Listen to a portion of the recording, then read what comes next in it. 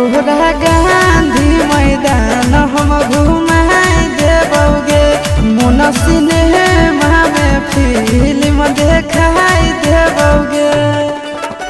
कौमी पूरा करी है आशीष यार वाला ना रे छोड़ा, कौमी पूरा करी है आशीष यार वाला ना। हगे जमुई के छौड़ा हा कई बड़ी नामी